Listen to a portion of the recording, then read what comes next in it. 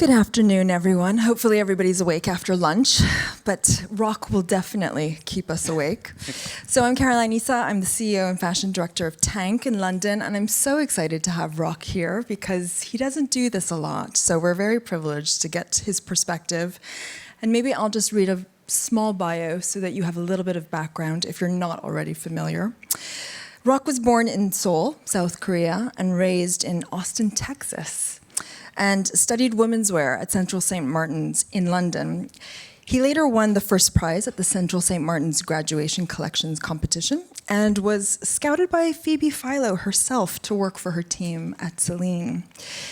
He also did freelance design work at Chloe, Louis Vuitton, before founding his own label, ROKH, in 2016. And in 2018, won the special prize at the LVMH Prize for Young Fashion Designers. And I'm very excited to delve a little bit into his career here, that we have a very short amount of time to try to cover it all, but we're going to try. So, Rok, I'm curious, in what ways did your childhood, moving from Seoul to Austin, Texas, which I would imagine is very, very different, and then studying in London, how did all of that sort of influence your approach to design? Right. Thank you, Caroline, for the beautiful introduction. And hello, everyone. My name is Rok, and I'm really honored to be here. So to answer that question, I think my multicultural background has really shaped me and kind of inspired me in different ways. And I think I always like to kind of find meanings in garments, find meaning in kind of like even the smallest gesture sometimes. And I think what I have experienced in my past is that, in Austin, let's say just Texas or in the States, let's say the workwear or even the trouser, it has a different meanings. It actually means more practical things in Austin, and then when you wear that, actually in, let's say, Seoul, it become a fashionable thing. In London, a bit more street thing. I think it's just transformation of those kind of pieces and idea. It really opened my eye, and also tried to really understand those different emotions in different cities. That has really kind of led me to automatically kind of like engage and connect. So that was kind of my kind of experience, and also hopefully that really shaped me to kind of like and guide me to the fashion world. I love that idea of small gestures that you talk about, and I love the idea of sort of a transformation of meaning between the sort of different like cities. What a denim means, but in different regions, different places. Do you think that taking those ideas, how has that then impacted the way that you think about adaptable reconstruction, the way that you really approach design? I'm sure if you guys have seen Rok pieces, you see how sort of transformable and adaptable, but also reconstructed they are. And I'm curious how you think about that. So I think, to really answer that question, I think I really think about, how the clothes, how you wear it, and also the gesture, and also the attitude, what it means, and What do you mean by gesture? I think it's just those small things, how you fold your cuff, how you kind of like roll up your sleeve, I mean, like, what is a cuff or sleeve? I think those kind of things that really give you like certain emotion, and I think that really comes, become something that really embeds and build the character of that person. And I think that gesture and attitude becomes a fashion and language. And I think that for me is that, how really inspired me to kind of like reconstruct the garment and then transform it.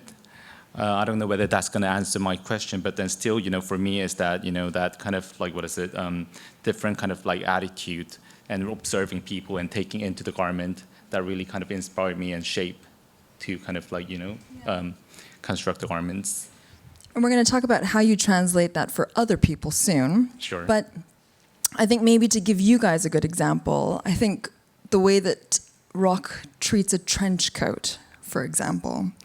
And you've spoken in the past about working with really timeless, kind of iconic silhouettes, pieces like a trench coat, for example, and subverting them into something different, sort of recognizable yet not in a way, something a little bit new and unexpected.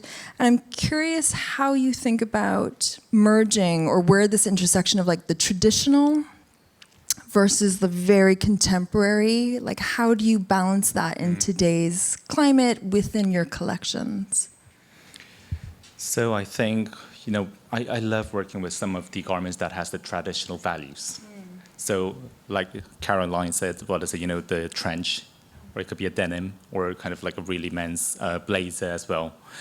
First of all, I think what I like about it is it really shares the collective memory for the wider audience. You automatically connects with what is the purpose of that garment, or what really holds this, what is the image that it holds. And then to work with that idea. So it's not about the garment. I think it's about memory and emotion. So, because I feel like, when you see a trench, a woman, beautiful woman wearing a trench in London, I have a different feeling when I see that kind of, let's say, different person wearing different trench in Paris. And I think those kind of emotion. How do you think it's different? Oh, it's just kind of like, it's maybe my perception. So your instinct, yeah. So, but for me, it's like London, you have this kind of almost intellectual kind of and also sometimes it could be about the weather, but I think it's the almost like conservative, intellectual kind of the way how the women present themselves. In Paris, sometimes when I see a woman in trench, I think it's more about kind of romantic kind of gesture, they kind of like feel a bit more easier, they open a bit more, or just kind of sitting in the bench, or kind of like, going to work, commute. But I think it's just the way that they treat the garment in the different attitude. It just kind of really inspires me, but then also to grab those kind of, let's say, items with the kind of collective memories, and then try to slash them in different ways in my own atelier. By the way, the way I work is I work with lots of different garments. It's a really boring process in my studio. Why is it boring, Rok? I highly doubt that. No, but it's just that, because we spend a lot of time in the atelier, just kind of sewing, resewing, and sewing. So it's just, for me to have those kind of image and then just start working on the pieces and build up those kind of things in a sculptural way and then reinventing it. I think it could be a form of art. It could be form of like different gesture, but then we think about those kind of what we do, and then we try to find the meaning in that. And I think that really makes me happy, but also it's just finding the beauty inside the process.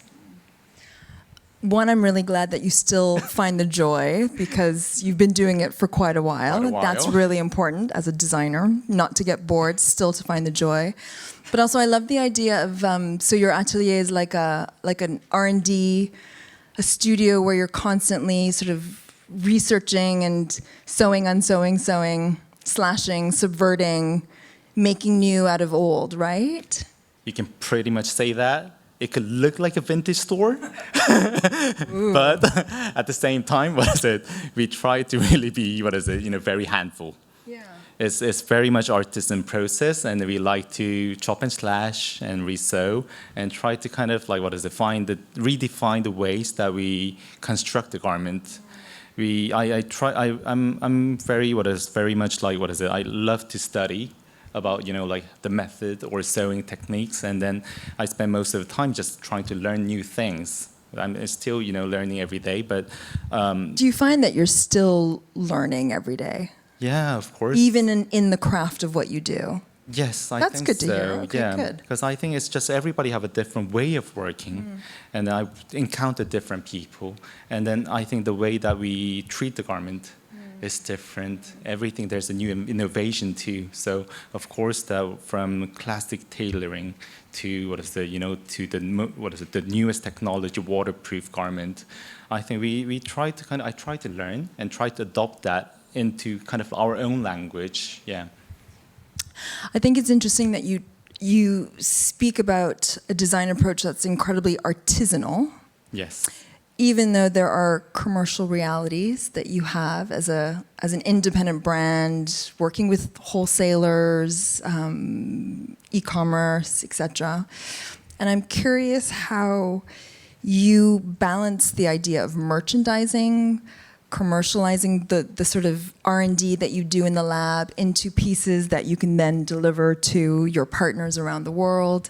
How much of the design process do you actually feel is about the creative vision of what you're doing, of you as a designer, in relation to the desires of us demanding consumers? So I think that's a really interesting question, because I think it's always, there's always a thought. I think for as a creator or as a designer, whoever, I think the whole industry people here, I think we always think about how we balance things. But I also see, as designer vision and consumer desire. It's as a two different, I don't really see it as a two different opposite kind of forces. Okay. For me, it's more about, that kind of beautiful tension and balancing. It really produced great energy. And because in the first thought of the process, I think that, let's say as a creative, that I have to be very honest and I have to be very direct and selfish sometimes. Ooh, selfish how? Because I think it's just about creating the language and also the direction, and you don't follow. I mean, of course, there's so much images out there, but you have to kind of stuck in your own world in a way. Yeah. You have to be very consistent, and you have to create something that you really believe. And then I think the conversation opened to the to the team, to the fabric, to everything else. So I think just to be really, really kind of selfish and just to focus on your idea first. And once you set your goal and direction, and then I think to kind of, I would never say water it down, but I think it's about conversation and finding the right merchandise, what kind of product that you really believe, and how this DNA could translate to kind of let's say customers. Yeah. I think that's just the kind of different level of conversation that you're having, and then hopefully that will kind of translate nicely to the audience. It's interesting that you use the word selfish, and I think it's a good piece of advice. I think what we heard from Kay and Shushu in a few panels before is it's also something similar about staying really true to your own brand language and sort of being a little bit very protective actually around what it is you do. And I think that leads me nicely onto the next question, because ROKH has done some incredible collaborations with some of the biggest, most mass brands. So ROKH did an H&M collaboration, was that 2 years ago? A year ago. A year ago. Sorry. That's how much time flies. I've got shorter hair and I've got glasses now. So a year ago, you did a huge H&M global collaboration, and you're also very excitingly working now with Uniqlo's GU brand, which is a sister brand to Uniqlo, and that's very, very big and mass and very different to this idea of ROKH artisanal slashing, subverting in the studio. And so this is an incredible space where your work is now available to the wider public in a very different medium. How much are you, this beautiful tension that you talk about, how do you feel about a space that needs to be filled in the high street for higher quality, kind of these longer lasting products, and how do you balance that with what you do in your own brand? Right. So I think it's it's going to be a long question to answer, but it's okay. Yeah, you like long answers. No, but I think I just wanted to kind of simplify it and let's kind of break down into a few parts. I think first of all with the H&M collaboration, I think it's a different model, and really it's about I think it's a really ultimate kind of also test ground, as well as the amazing platform where you can actually test. I'm speaking my own language, mother tongue, the language that I created. And then whether across the world, across the globe, whether this language could be communicated. And until the point, I think last year, that we were really focused on kind of some of the deconstruction element and creating something that was quite radical in some sort of sense. And then we wanted to see whether, our brand, whether it could communicate, whether in Mexico, or whether that is going to be in really different kind of, like different cities. Because was it really one of the first times where you were globally available? Exactly, yeah. We had, luckily with the support from the industry, we have 150, kind of doors at the moment, but this was on another level. We were selling globally, and then we were, I was very scared, because also from the H&M side, that it was almost the first time they're trying out with the really complete independent brand at that time globally. And then the result was super successful. So we had a 95% sell through in 3 days.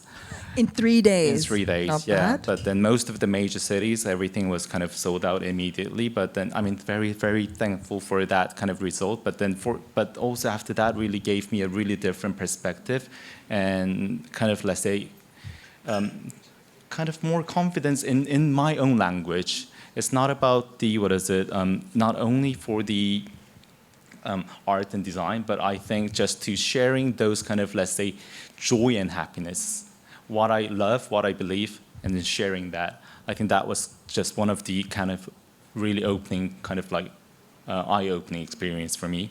And then moving on to the, let's say, collaboration with GU. I think that really is just something that is also another special thing, because I think really working together with the fast retailing group and building the new kind of concept, building the new exciting story together, it's a collaborative project, but at the same time, we have built the whole brand and the vision and image together. So for me, working with some of the, strong partners, it's not really about, hurting our brand identity, but it's really about coexisting and also supporting each other, and for me to really understand and learn. And what we try to give to the world is, we are not trying to overconsume anything. What we are trying to do is to really elevate, and then to create something that has a really precise kind of cut or materials that people can really keep it and enjoy it for a longer period of time. That makes me happy to hear, because it's always great to hear when it's a very symbiotic relationship. Yes. Even though like you're incredibly independent and small, working with this humongous sort of juggernaut of a business. So I'm really glad. I like that idea of coexistence and Yes. like mutual benefit to ultimately the customer, right? Who gets incredible design. You bring sort of an element of detail that I'm sure that they wouldn't get anywhere else. So that makes me really happy. From that, like even injecting more quality into something that has, you told me GU has like over 400 stores in Japan alone. That's correct, yeah. So we have over, 460 stores Wow. across Japan, which is a really huge retail business at the moment. Yeah, and trying to inject quality there, Yes. while in your own independent brand actually striving for the best sort of artisanal craftsmanship ever. Do you feel like in a world where fast fashion is so rampant, where you have Temu and AliExpress and TikTok shop and Instagram shop and, everything is so accessible, how do you, how do you still maintain that level of craft and quality in this kind of fast-paced world? Yes, so I think, last past 3 years that we might be working together with the big brands, I think really has shaped and kind of opened my eyes in different ways. Because I think, as we all know, we are all fatigued, we all tired from, all this kind of like mass brand serving image or, garments next after next. And it's almost become like, for millennials or Gen Z, I think it's almost become like a game that they play on the app.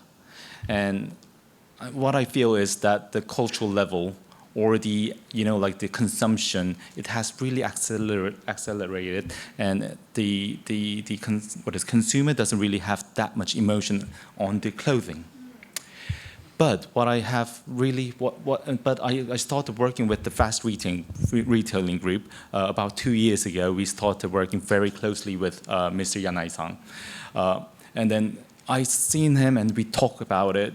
And then to see him really putting so much attention to details, even from fabrics to we do a stitch count on every garment.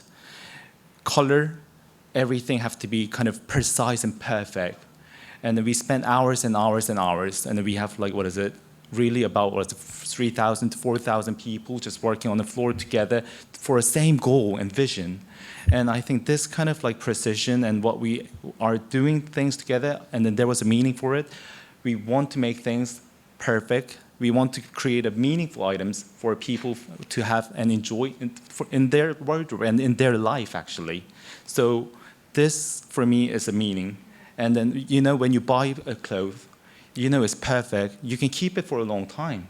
Of course, sometimes you have to buy new things, but then, that you have this beautiful Uniqlo cloth or GU cloth, then it's well made, and then it's just you can keep it for a longer time and really enjoy it. And also I found that really meaningful.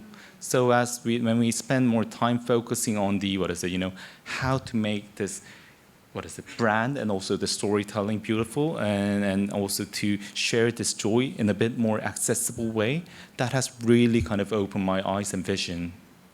That's wonderful. I love the idea that you are at your own brand creating timeless lifetime pieces and trying to actually bring that into a more mass, I guess, brand where everybody can access that. So that's an amazing ambition and great that you have 4,000 people all striving for the same exact thing for one T-shirt. I love that idea. But I've been going to ROKH shows for many years, and your fashion shows are always sort of a thing of sort of poetry in motion, which always makes it one of the highlights of Paris Fashion Week. But I'm really curious how you're now thinking about communicating your own brand post sort of show format, and what does that future look like for you in terms of like the storytelling that we've been talking about, communicating ROKH brand now?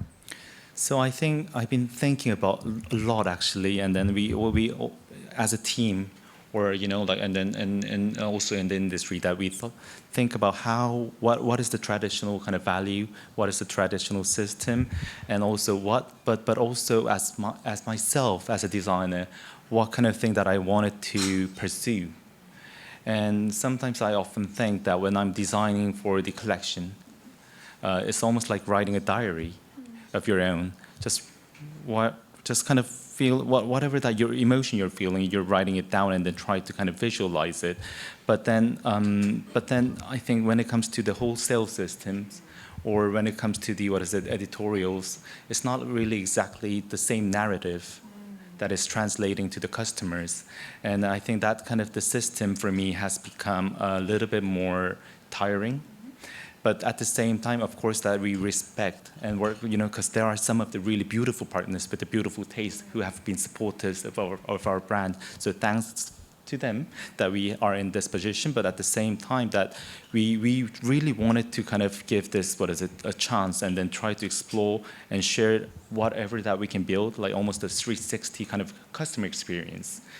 What we build, what kind of language we speak, what kind of storytelling we are building, we wanted to share that with our customers directly. So this March, I think we are doing a really huge kind of opening of the retail in Seoul, in Dosan area, as well as in following your own retail. But I mean, we will start with the really big pop-up first, and then this will lead to the retail.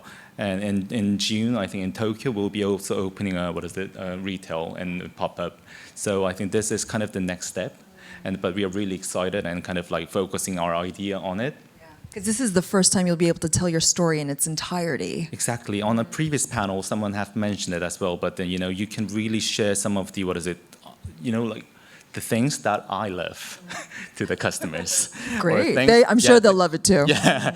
And I think it's just about really sharing the whole brand identity. Well, that's exciting. So Seoul in March and Tokyo in June. That's correct. Let's all go visit a new ROKH pop-up. I've got some audience questions. My last question then is, what's keeping you excited working in fashion? Everything. Oh, good. That's too big an answer. No, but I mean, it's a love and hate, constant conversation. But I'm sure, Caroline, you understand. But I think it's the people in the industry, like people like Caroline, editors, stylists. They all have their own passion and visions, And then, like sometimes I'm working with the stylist. They have they have tremendous kind of like challenges and problems in their life. But at the end of the day, what we talk about is what we created aren't we? Yeah. So we all do it for our love. Yeah. I mean, we hate it at the same time. But No. Yeah. It's not without its challenges, Exactly. but we're very, very lucky at the same time. Okay, somebody has a question. How does your personal passion for photography influence the visual identity and imagery of ROKH? Good Oh, question. thank you. So it's my kind of like what is side hobby. I love doing photography sometimes. Yeah. So I think it's really kind of, it's as we spoke a little earlier. Sometimes it's like you're writing a diary. I think it's just capturing those moments what I love, and also just kind of being able to free behind the camera. Sometimes it just kind of lets me to focus on that moment, and then I'm too shy to share it to the public. But sometimes when I'm happy, I like to share it. So How do you share it? it's just on Instagram, social media. Some of the kind media sometimes post it for me. So like things like that, and then I think it's just it's very organic. Yeah. But thanks for noticing. As the industry last question, I think, because we've got a minute. Yes. As the industry rapidly shifts towards valuing longevity and circularity over novelty, how do you define the new value proposition of luxury today? I mean, a big question for a 30-second answer, but... True. I think luxury, the meaning have shifted a lot. Yeah. For me, it's like how much time that you can actually spare, or how much time that you actually focus. That became the meaning of luxury for me, at least. And then I think sometimes for me, I would really exchange like that $1 billion over spending time with my wife and my dogs. And then that's luxury. And then I think that's just, the emotion. I think people are tired, and I think they are slowly shifting into what is most valuable thing. And I think that's time for me anyway. Yeah. So probably hope that answers. That and does. Yeah. And thank you for spending your time with us today. And No, thank you such for a your pleasure. poetry, ROKH. Yeah. So thanks, everyone. Such an honor to be here. Thank you, Caroline.